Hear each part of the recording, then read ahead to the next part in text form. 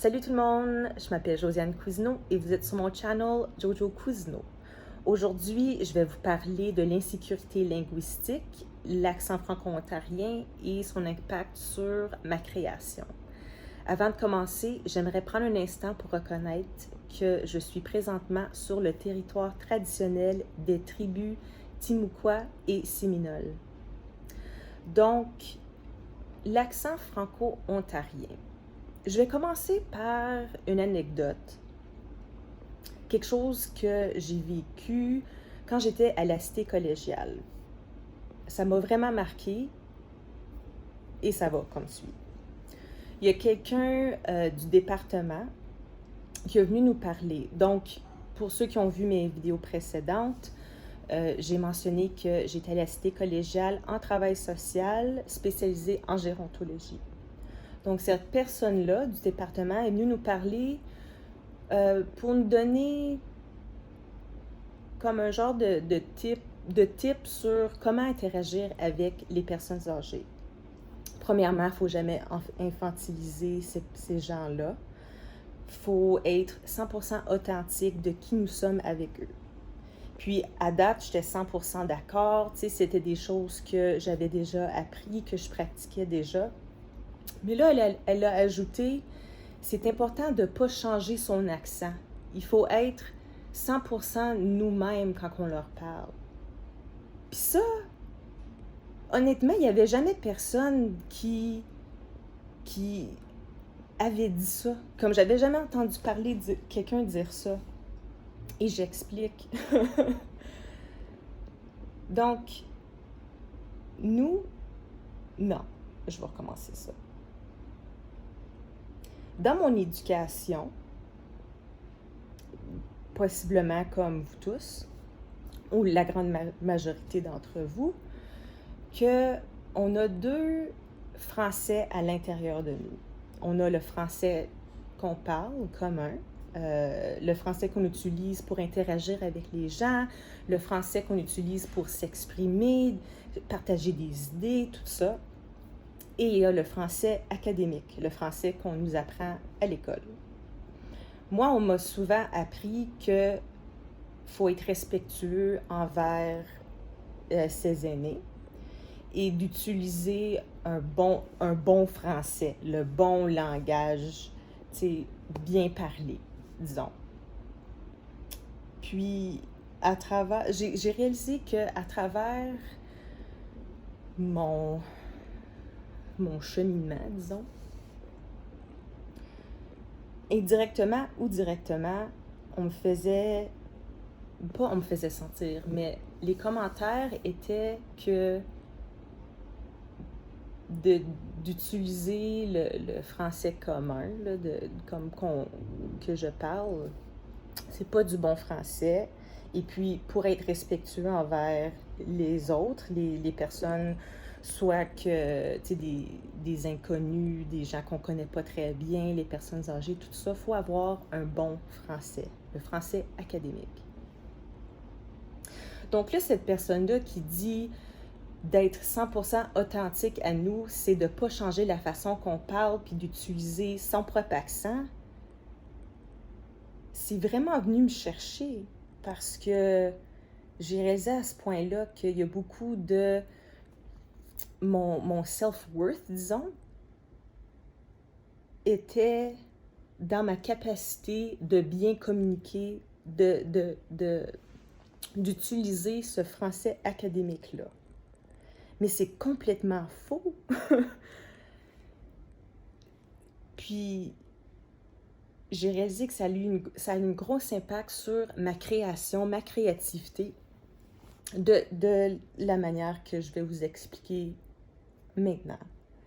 Donc, il y a pas un moment donné, à tous les fois que j'ai une idée en tête, puis que là, tu sais, je prends un livre, puis là, je vais pour l'écrire, là, il y a la petite voix académique, la petite voix de comme, non, c'est...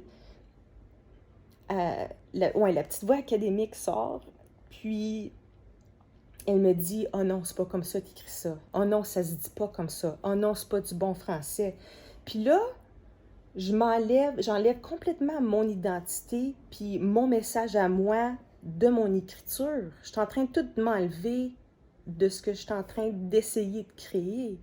Parce que c'est tellement imbibé dans moi, à travers l'éducation, à travers les opportunités que les gens ont, des anecdotes que j'ai entendues des gens, que, tu sais, ça vient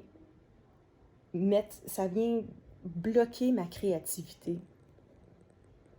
Puis quand que je parle d'anecdotes que j'ai entendues des gens, c'est comme, il y a des gens qui n'ont pas eu d'opportunité, soit dans la radio, soit dans des opportunités de faire des commercials, des choses comme ça, à cause qu'il n'y avait pas un français international ou dit correct. Tu sais, leur accent était trop épais. Puis c'est comme, oh, les gens vont pas te comprendre. Ben là, s'ils ne comprennent pas, c'est parce que sont pas... Comment je peux dire ça? Les gens ne sont pas exposés à la diversité de la francophonie qui existe. Tu sais, mets des subtitles en bas, là, s'il faut. Mais le plus on entend un certain accent, le plus qu'on va reconnaître, ah, c'est ça qu'ils sont en train de dire, tu sais. Donc, ce que j'aimerais faire, ce que j'essaie de faire présentement, c'est d'utiliser mon accent vraiment comme authentique dans ma création pour que les gens ne se sentent pas seuls. Tu sais, j'ai entendu tellement d'histoires de gens qui parlent plus français parce que, ben, quand je parle en anglais, ben, on me dit pas que je parle mal. Soit c'est plus facile, tu sais. Puis comme, je veux dire, les puristes francophones, des arguments que j'ai entendu dire, que la langue française est en train de mourir, c'est pour ça qu'il faut se battre pour, tu sais, le français, le bon français, mais c'est comme c'est ça qui est en train de tuer la langue francophone. C'est parce que la réalité francophone n'est pas bien représentée comme médiatiquement, dans les médias, dans les arts, tout ça. Puis là, je généralise parce qu'il y a beaucoup d'artistes, il y a beaucoup de choses qui sont produites, qui sont vraiment authentiques à la culture francophone de ces gens-là. Mais il faut pousser pour démontrer la diversité francophone du Canada. Comme il y a des gens qui émigrent, qui sont ici d'à travers le monde, puis qui ont tous des bagages culturels différents, puis c'est tellement beau, puis il faut, comme je vous encourage fortement de pousser, puis créer à partir de votre francophonie. C'est quoi votre francophonie? Écoutez pas c'est quoi un bon français. Ça, là, c'est ça qui est en train de tuer, à mon avis, la francophonie. Il faut que la langue évolue avec la société, avec où est-ce qu'on est. T'sais, on est un monde très fast-paced, puis le français correct ou bon ou académique, ben, c'est... Pas que c'est complexe, mais comme... Tu sais, ça a été créé par des gens qui... Tu sais, de haute classe, puis ils voulaient être capables de déterminer c'est qui avait la possibilité d'avoir l'éducation pour bien parler le français. Donc, c'était toute une chose de classisme. Classisme, c'est ça le bon terme? En tout cas, puis, en tout cas, là, je diverge, là. Mais vraiment, ce que j'aimerais... OK. Mon message, en bout de ligne, c'est que votre français, comme que vous l'utilisez à tous les jours, est valide. OK? La façon que vous parlez, la façon que vous vous exprimez, comme la langue, c'est pas une mesure de votre intelligence ou de votre worth, votre self-worth en tant que personne, tu sais.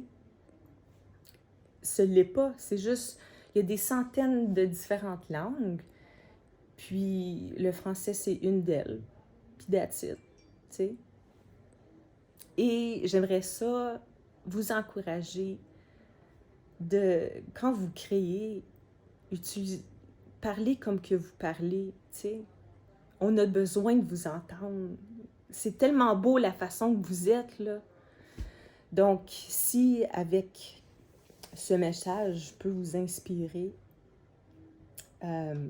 puis comme moi, prendre des étapes, faire des actions pour enlever toutes ces idées nocives, là, que ton français n'est pas bon parce que c'est pas le français académique, ben, F that, là. T'es awesome. Ton français est awesome, OK? Puis, assume-le, crée avec ça, puis c'est ça. C'est vraiment ça. Je me sens comme j'ai oublié plein d'affaires, mais whatever. Je sais pas si je l'ai mentionné, mais je suis en vacances aujourd'hui. Ben, cette semaine. Mais je voulais prendre un moment pour vous parler. Parce que c'est une crotte que j'ai sur le cœur, tu sais. Que quand que j'essaie de créer, ça devient tough.